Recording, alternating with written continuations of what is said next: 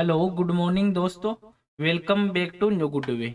आज दोस्तों 3 दिसंबर 2022 और 3 दिसंबर 2022 से संबंधित जो भी डेली करंट अफेयर्स के जो क्वेश्चन बनते हैं इन्हें हम आज डिटेल से डिस्कस करेंगे। तो 3 दिसंबर को कौन सा दिवस मनाया जाता है? तो 3 दिसंबर को विकलांग लोगों का एक अंतर्राष्ट्रीय दिवस के रूप में मनाया जाता है।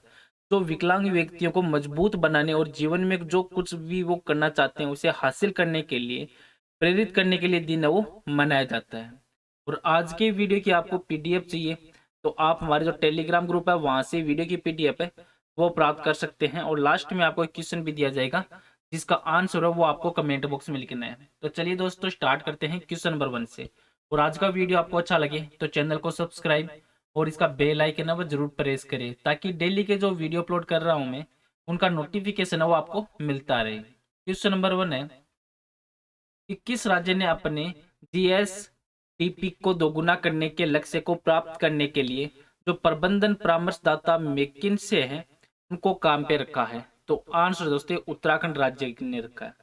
तो उत्तराखंड है इन्होंने अगले जो 5 वर्ष है इन 5 वर्षों के लिए अपने सकल राज्य घरेलू उत्पाद है जीएसडीपी इस जीएसडीपी को दोगुना करने के लक्ष्य को प्राप्त करने में मदद करने के लिए एक वैश्विक जो प्रबंधन सलाहकार है मैक्सिन मैक्सिन मैक्निसे मैक्निसे को काम पे रखा। और राज्य का अगले 5 वर्षों में जो 15% है 15% जो सीएजीआर हासिल करके जो जीएसडीपी है उसको अब 2.73 लाख करोड़ रुपए से बढ़ाकर इसको 5.5 लाख करोड़ करने का लक्ष्य है वो उत्तराखंड राज्य के द्वारा रखा गया है। और मैकिन्से इन्होंने सशक्त उत्तराखंड मिशन के तहत राज्य सरकार के साथ 2 साल का समझौता है वो भी किया है। अब उत्तराखंड है तो उत्तराखंड से संबंधित इंपॉर्टेंट फैक्ट बनते हैं।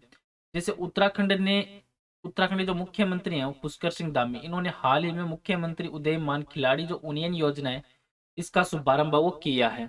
और भारत की पहली व्यावसायिक अंतरिक्ष वेधशाला वो उत्तराखंड के गढ़वाल मंडल में स्थापित है वो की जाएगी। और हर साल 9 नवंबर को उत्तराखंड दिवस है वो मनाया जाता है। और उत्तराखंड वन विभाग ने राज्य के जो पामेटम का उद्घाटन किया और इसे नैनीताल जिले के हल्द्वानी क्षेत्र में विकसित वो किया गया है। और उत्तराखंड राज्य के जो चमोली जिले में प्राकृतिक जिलों की संख्या वो सबसे अधिक है। अब उत्तराखंड राज्य है तो उत्तराखंड राज्य भारत के उत्तर भारत में स्थित एक राज्य है जिसको आप मैप में देख सकते हैं। और इसके जो पड़ोसी राज्य है या पड़ोसी देश है जैसे तिब्बत नेपाल हिमाचल प्रदेश राज्य है। उत्तर प्रदेश राज्य भी उत्तराखंड का पड़ोसी राज्य है।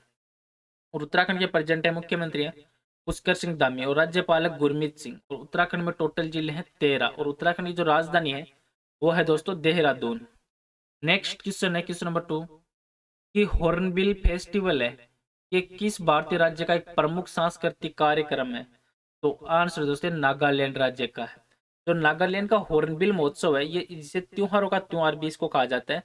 और नागालैंड की जो समृद्ध संस्कृति है उनको प्रदर्शित करता है। और नागालैंड ने जो 1 दिसंबर 2022 है इसको अपना G20 की जो अध्यक्षता ग्रहण की है। और नागालैंड में उसी दिन जो 23वां हॉर्नबिल महोत्सव 2022 है वो भी शुरू हुआ था। और ये अंतर जनजातीय संपर्क को प्रोत्साहित करने और नागालैंड की जो सांस्कृतिक विरासत है उसको बढ़ावा देने के लिए नागालैंड सरकार के द्वारा आयोजित किया जाता है। अब नागालैंड है तो नागालैंड भारत का एक उत्तर पूर्वी राज्य है जिसको आप मैप में देख सकते हैं। और नागालैंड की जो सीमा है वो असम अरुणाचल प्रदेश ब्रह्मा और मणिपुर से लगती है। और नागालैंड की जो राजधानी है वो है दोस्तों कोहिमा। और प्रेजेंट टाइम मुख्यमंत्री है नेफियू रियो।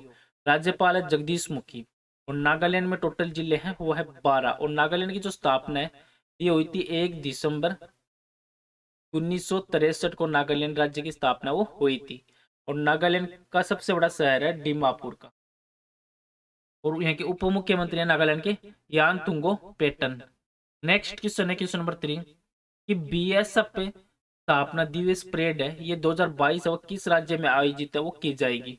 तो आंसर है दोस्तों पंजाब राज्य में आयोजित की जा रही है। जो सीमा सुरक्षा बल की जो बीएसएफ राइजिंग डे है परेड इसकी जो 58वीं जो ये स्थापना दिवस परेड है ये अब 4 दिसंबर 2022 को गुरु नानक यूनिवर्सिटी जो कैंपस है अमृतसर पंजाब यहाँ पर वो आयोजित वो की जा रही है। और ये ऐसा है पहली बार हो रहा है कि बीएसएफ का स्थापना दिवस है ये परेड है वो पंजाब में और दूसरी बार राष्ट्रीय राजधानी के बाहर वो आयोजित की जाएगी। और परेड में जो महिला प्रहरी टुकड़ी ऊंट बैंड और पर्वतीय जो टुकड़ी सहित जो 12 फुट का दल है वो इसमें शामिल होगा। अब जो बीएसएफ है, तो बीएसएफ से संबंधित कुछ इंपॉर्टेंट फैक्ट है कि इसका प्रमुख कार्य है वो शांति काल में देश की सीमाओं की सुरक्षा करना है बीएसएफ का।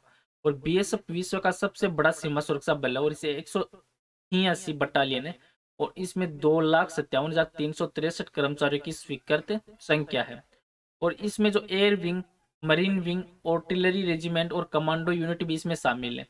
और बीएसएफ को भारत पाक अंतर्राष्ट्रीय सीमा, भारत बांग्लादेश अंतर्राष्ट्रीय सीमा नियंत्रण रेखा और भारतीय सेना के साथ तैनात किया जाता है और ये नक्सल विरोधी ऑपरेशन में भी कार्य वो करता है। और बीएसएफ के जो प्रेजेंट है महानिदेशक वो है पंकज कुमार सिंह। और बीएसएफ का जो हेडक्वार्टर वो है दोस्तों न्यू दिल्ली में। अब पंजाब है, तो पंजाब भारत का उत्तर पश्चिम भारत में एक राज्य है जिसको आप मैप में देख सकते हैं। इसकी जो सीमाएं हैं ये हरियाणा, हिमाचल प्रदेश, जम्मू कश्मीर, चंडीगढ़ और राजस्थान से इससे सीमाएं वो लगती है। और इसका दूसरा भाग वो पाकिस्तान में है।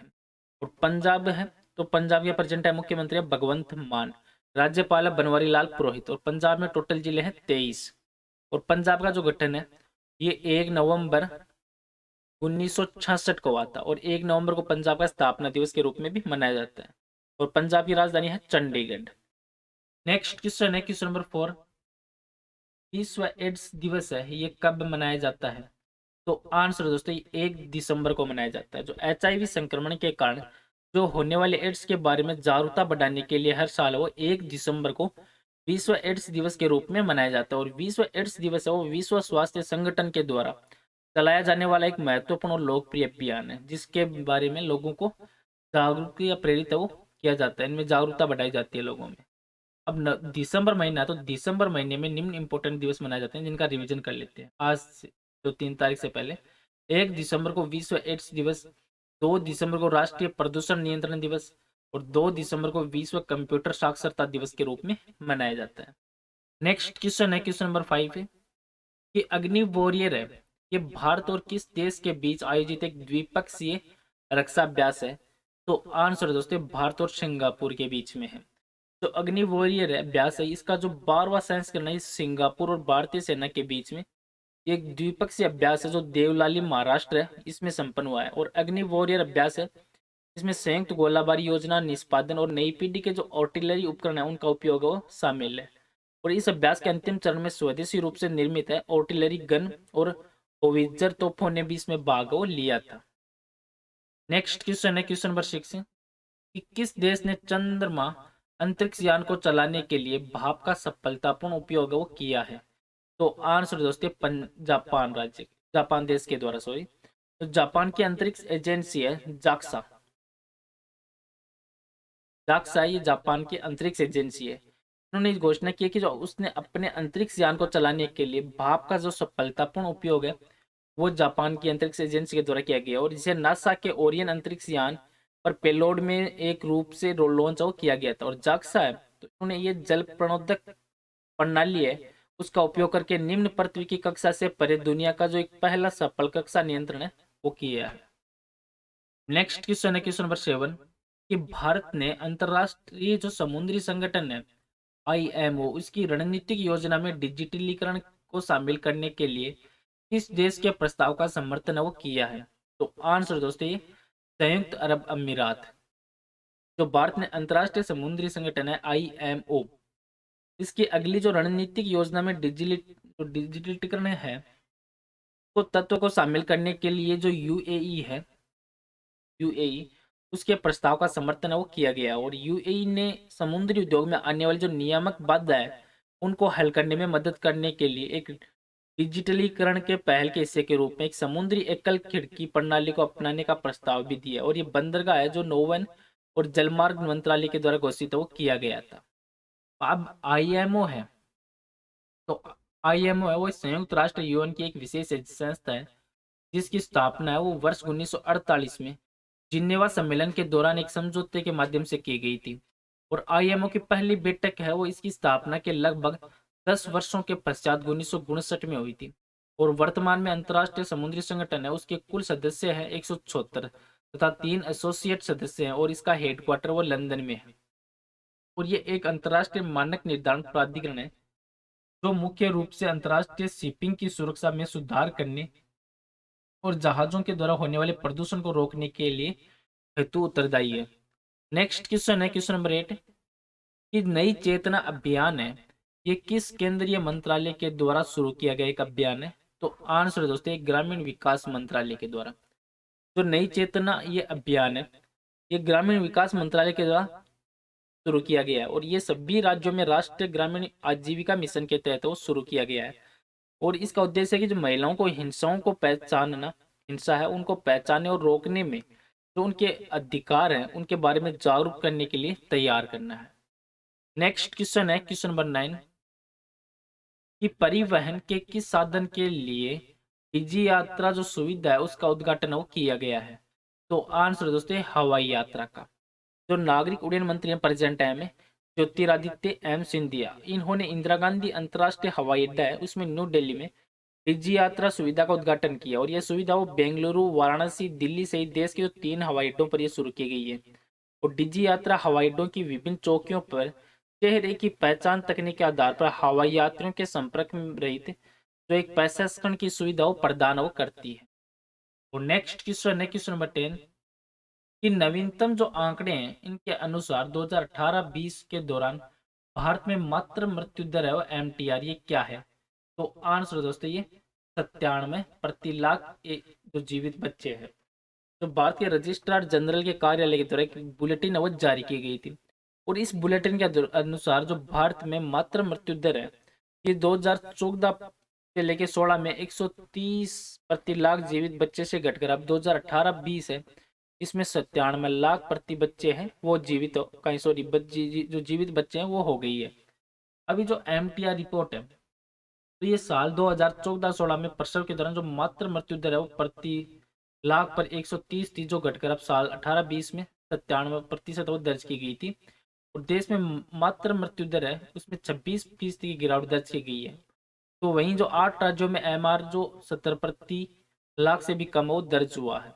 और असम में जो उच्चतम एमएमआर है वो 195 और इसके बाद मध्य प्रदेश में 173 प्रति लाख जीवित जन्म और उत्तर प्रदेश में 167, केरल में सबसे कम है एमएमआर 19 और इसके बाद महाराष्ट्र में 33 और तेलंगाना में 43। और आज का नेक्स्ट और लास्ट क्वेश्चन है जिसका आंसर है वो आपको कमेंट बॉक्स में लिखना है कि अमेरिका में द एमिसरी ऑफ पीस है अवार्ड से किसे सम्मानित किया गया है? तो इसका आंसर है वो आपको कमेंट बॉक्स में लिखना है दोस्तों। और पीछे के वीडियो में भी आपको एक क्वेश्चन दिया था कि यूपी की पहली महिला पुलिस आयुक्त के रूप में किसे नियुक्त किया गया है? तो इसका राइट आंसर था option number C, Lakshmi Singh को नियुक्त किया गया वो यूपी की पहली महिला पुलिस आयुक्त के रूप में।